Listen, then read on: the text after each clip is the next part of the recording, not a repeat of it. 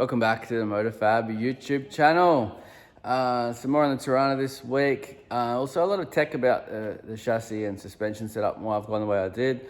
It's, excuse my sweat, it is a sweltering hot day today. Wish I was out in the boat, but just dropped the camera. I'm just here finishing off the video, so enjoy guys. And I won't waffle on too much because there's a lot of tech stuff in this episode about the suspension setup, so keep it short and sweet. Don't forget, like and subscribe. We're so close to 5,000, it's not funny, so please guys, if you're watching and you haven't subscribed yet, I'd love it if you subscribe. That's a little goal of my little milestones. Hit that 5,000 mark and we are very close, less than 200 to go, so please hit the subscribe button and stay tuned. What are you doing, buddy? Just chilling. How about that light for the camera, mate? Well, these suspension kits are ready to go Monday morning. We're finally catching up, which is fantastic. And the team have been putting in the big hours and absolutely slogging away at the moment. It's great. Doing a good job, guys. And MotorFab is powering. So we're just knocking up some little spaces of machining ends down here for the front in between the heim joints. Show you how that works when I go in. And with this chrome moly, it's really hard, so the parting tool, parting them off is very slow, and sometimes it can grab, so I just quickly bang them off with a grinder and then just machine them down. We'll bring them all down to zero. We set our zero from that shoulder out, and that way they're all the same, so they'll be all identical. So it doesn't matter if you mix them up, you pull it apart, put it back together, they'll always be the same. So I'll part these other two off. There's one in there ready to, sorry, not part, I'll buzz these other two down on the face here, make them all exactly the same, and then that part will be ready to put in.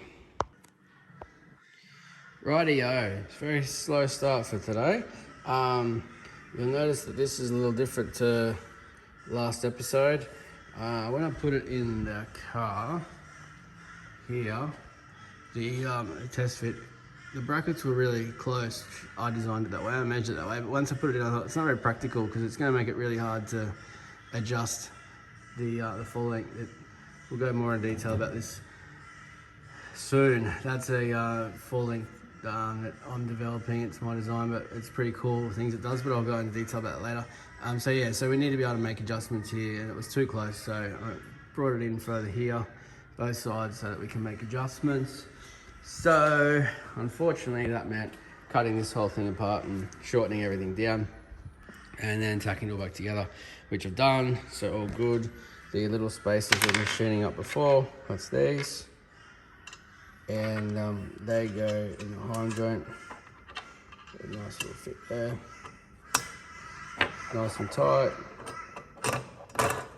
Bolt goes through there. So that bolts up to there. Obviously that's at an angle and the chassis is straight, so that allows us the change of angle to get it on there. Now these look quite long. They're long for a reason. When you're running radials in these cars, they tend to run it with a lot of separation.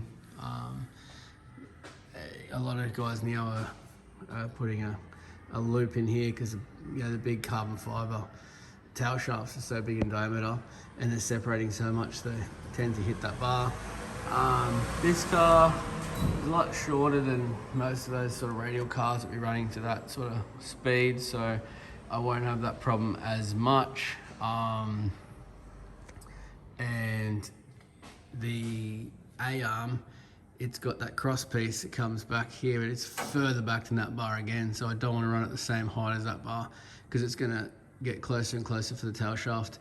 So I'm going to sit it down a bit, which gets it out of the way of these bolts here, sit it down, and then it gets it out of the way of everything. So that's why I've got the long brackets.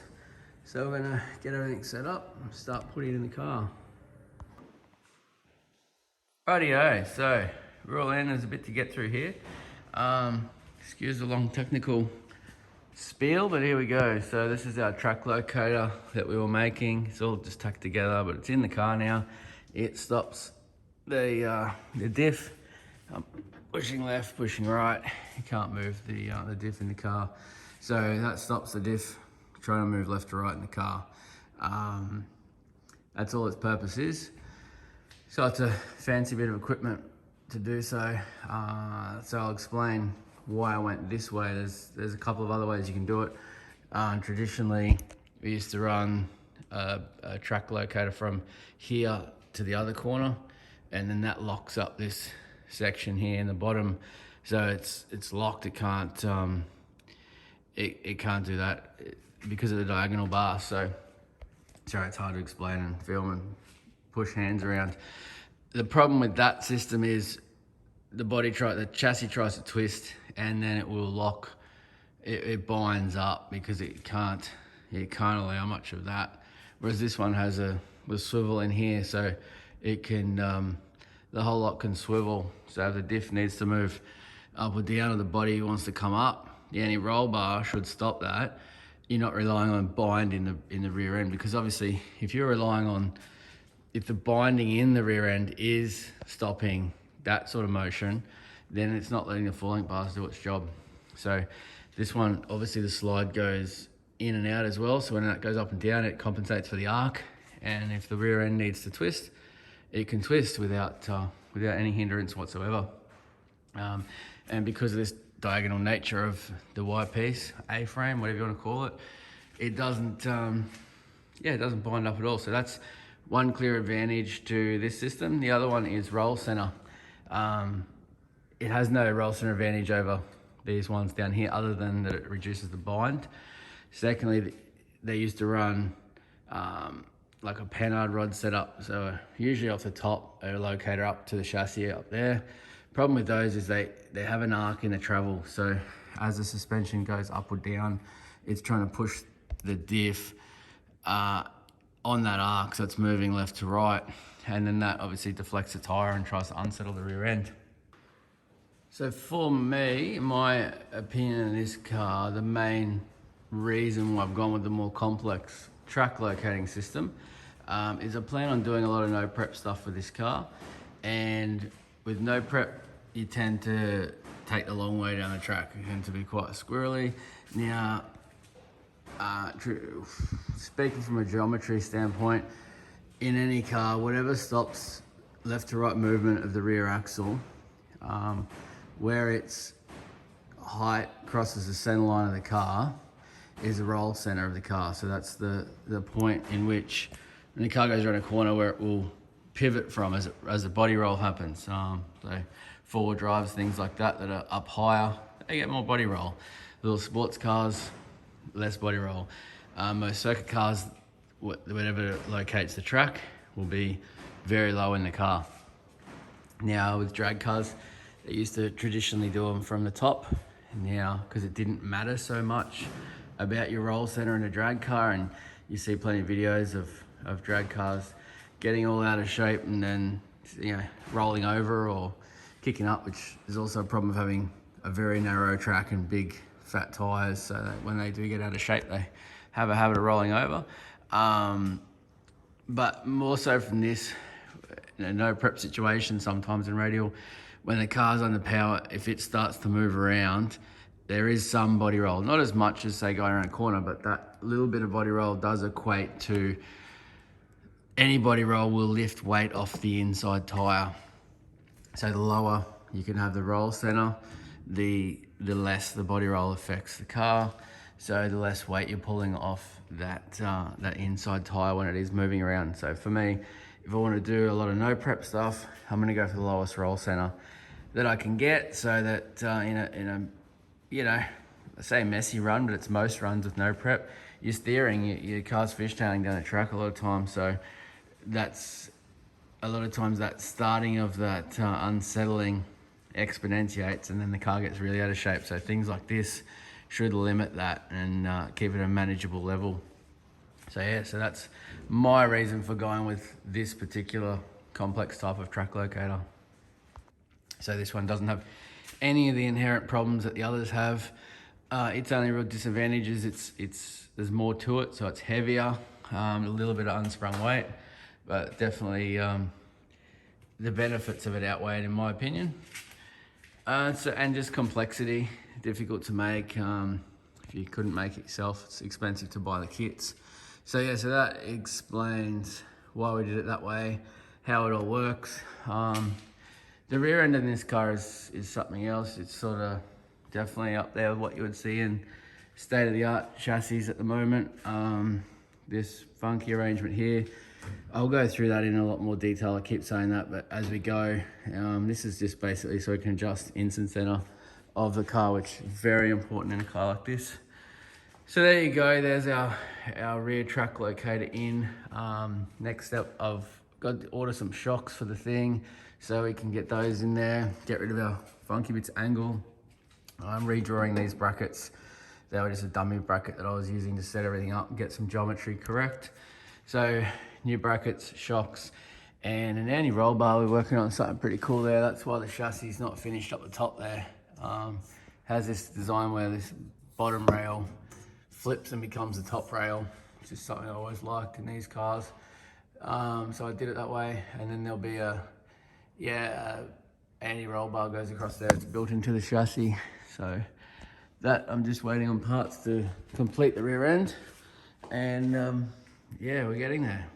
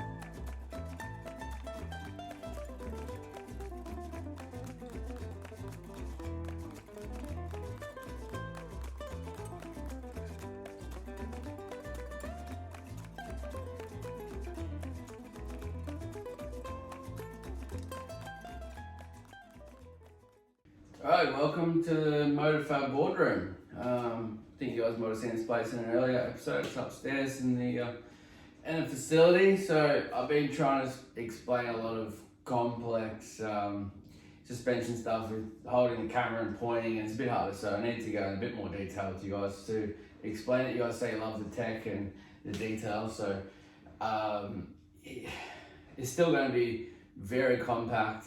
It's still going to be very loose-ended in a lot of things, because it's years of experience that goes into these sort of things, and I can't explain it all in a couple of minutes because I'll be waffling on and you guys get way bored. So I'm going to try to condense it down and simplify it a lot. So don't go roasting me in the comments because you know more about this part of it or that part of it. It's a very simplified version of some of what we do, so you can explain it, so I can show you why I'm doing things on the chassis the way I'm doing them. So and also there's a lot of guys that don't understand anything about it, and that's how we learn. So forgive me the ones that do know, because I'm explaining for everyone. So yeah, so let's go. Let's start with the first thing.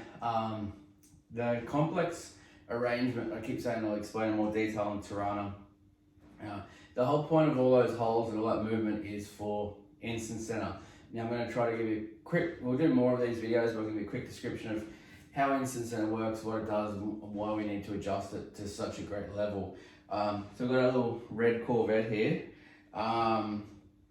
Basically, is how the suspension works on it. So I'm going to explain a few things. We've got the board here as well. Excuse my my drawing.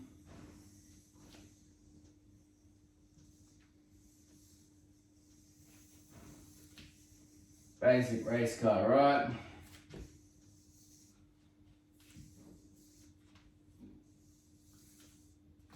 So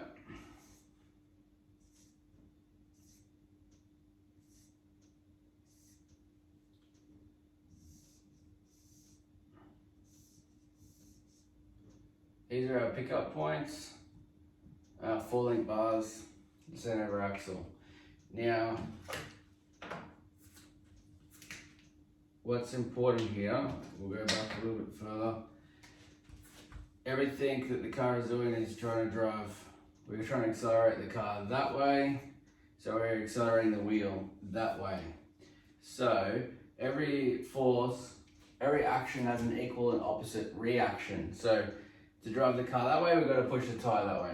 If you're pushing the tyre that way, the diff is trying to rotate exactly the same amount of pressure that's here on the tyre. Opposite to that is the rotation at the diff.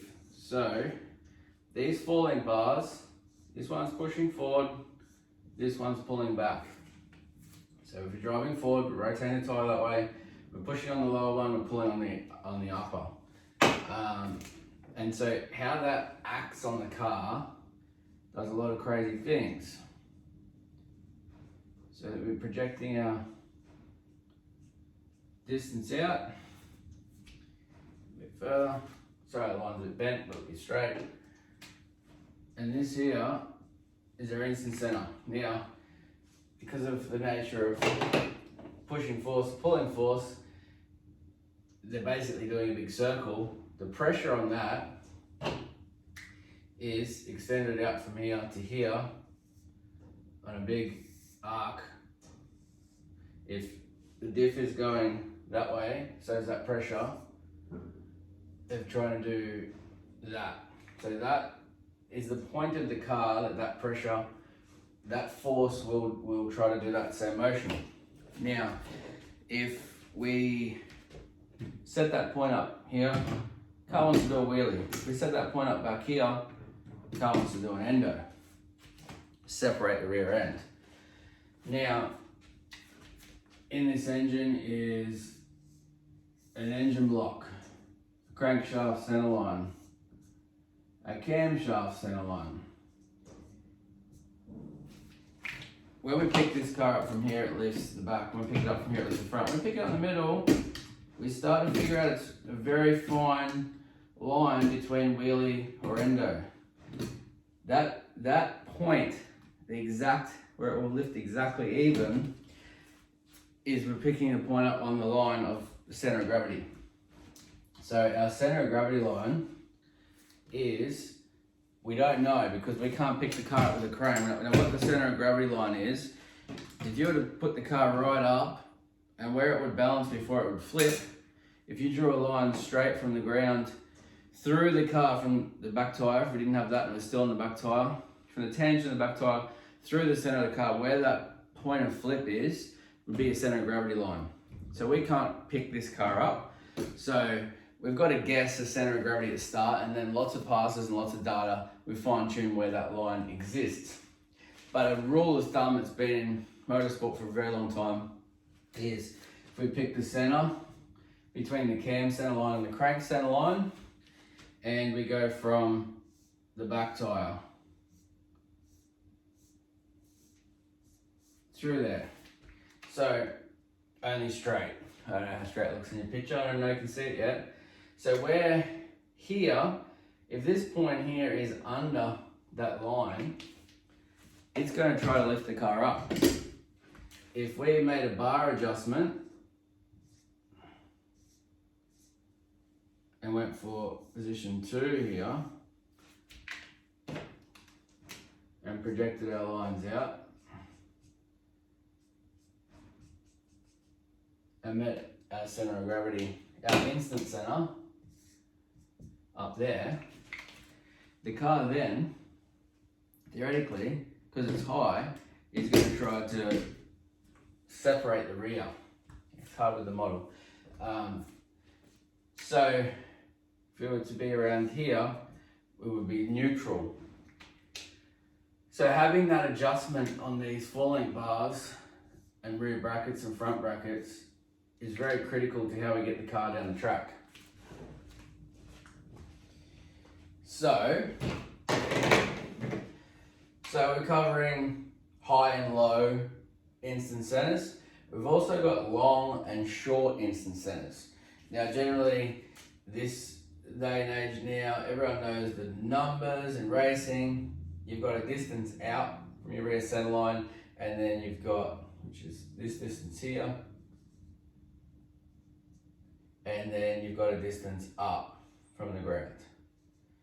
So you can get a combination of feel for what the car's doing. So long and short, high and low, and the combinations, if you're trying to put an instant center that's low right down at the back of the car, a short and low, obviously low wants to pick the front, but as you bring that shorter, it's getting much harder. It's like trying to pick a wheelbarrow up. From the closer you get in, the harder it is. So by putting a lot of force on these things, by shortening up the instant centers or making them long, giving them leverage, there's a whole heap of combinations you can do.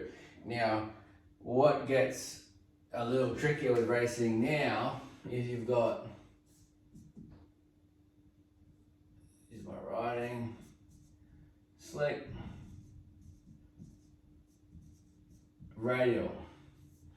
You got two very different suspension requirements.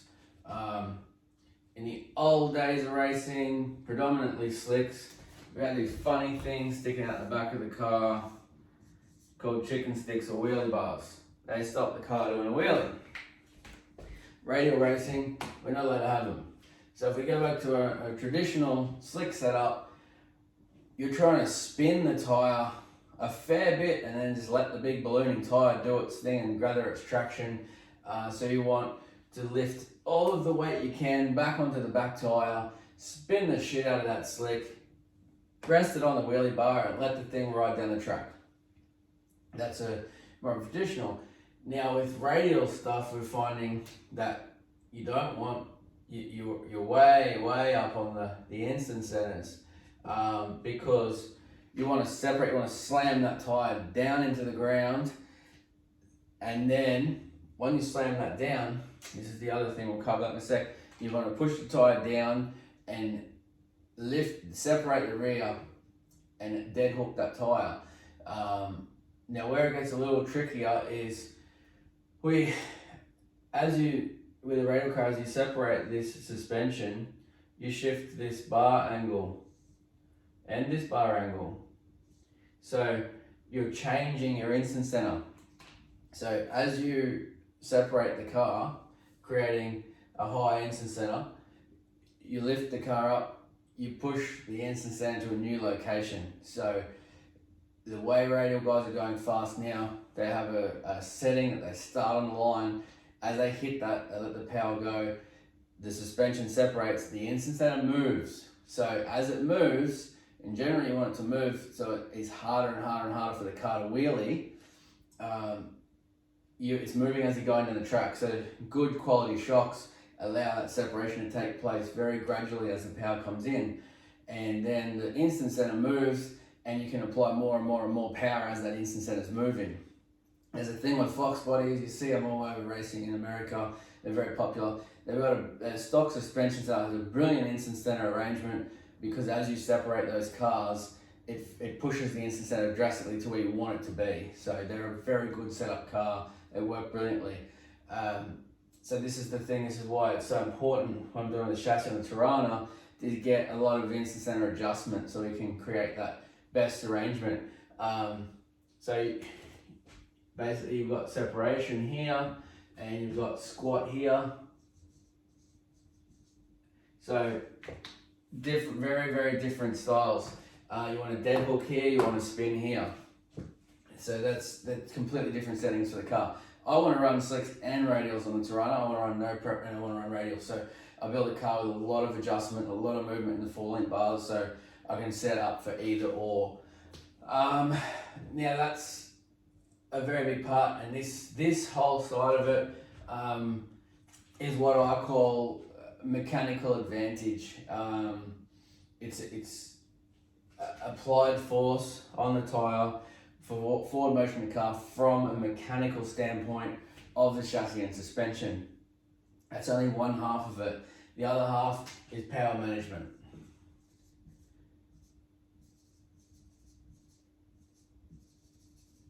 Power management that is definitely half, and that is half.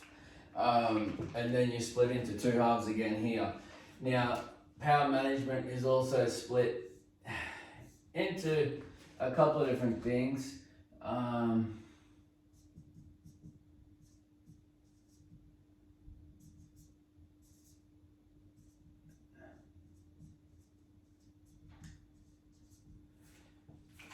there's different kinds of power. Obviously, we've got horsepower and torque. If you guys can read that from there. If you just bury a whole heap of torque into the car on the start line on a radial tyre and on a big separation, you're just going to deform the tyre. The tyre, what happens with a deformed tyre?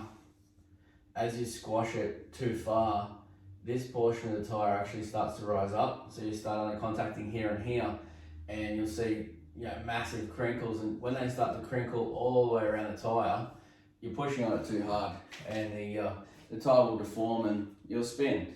And then people think, oh well, it's spinning. What are we doing wrong? There's a whole heap of things, reasons why it can spin.